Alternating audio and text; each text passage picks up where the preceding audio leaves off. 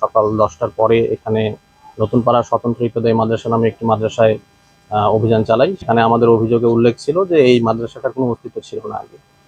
এখানে শিক্ষা অফিস এবং কিছু স্থানীয় চক্রের সহায়তায় মাদ্রাসাটি জাতীয়করণের একটা অপচেষ্টা চলছিল।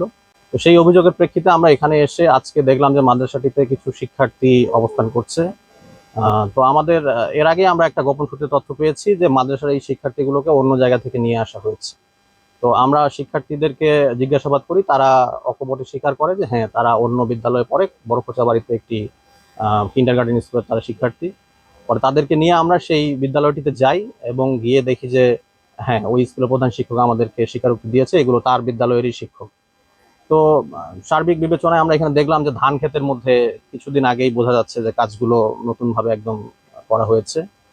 তো তৎপ্রেক্ষিতে আমরা ওই বিদ্যালয়ের যিনি এখন প্রধান শিক্ষক বলছেন, প্রকৃত প্রধান শিক্ষক, তার কাছ থেকে আমরা ডকুমেন্ট চাইলাম যে এটা কখন হয়েছে স্থাপিত, আপনাদের নিয়োগপত্র রেজুলেশন আছে কিনা।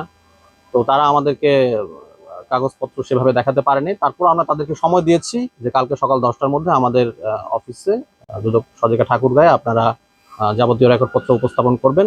তো আমরা রেকর্ডপত্রগুলো, তথ্যপত্র আমরা যেগুলো পেয়েছি সবকিছুই বিবেচনা করে, পর্যালোচনা করে আমরা কমিশনে একটি প্রতিবেদন দাখিল করব। পরবর্তীতে কমিশন থেকে যা সিদ্ধান্ত দিবে সেই মোতাবেক আইনানুগ ব্যবস্থা গ্রহণ করা হবে। আমরা এখানে আসার আগ পর্যন্ত আমরা তথ্যগুলো সাধারণত গোপন রাখি।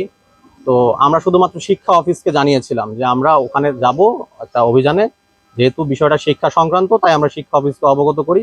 তো আমাদের ধারণা শিক্ষা অফিস তাদেরকে ইনফর্ম করতে পারে, করে থাকতে পারে। আমরা পরবর্তীতে আরো জিজ্ঞাসাবাদ করব, করার পরে বিষয়টা বিস্তারিত বলা যাবে।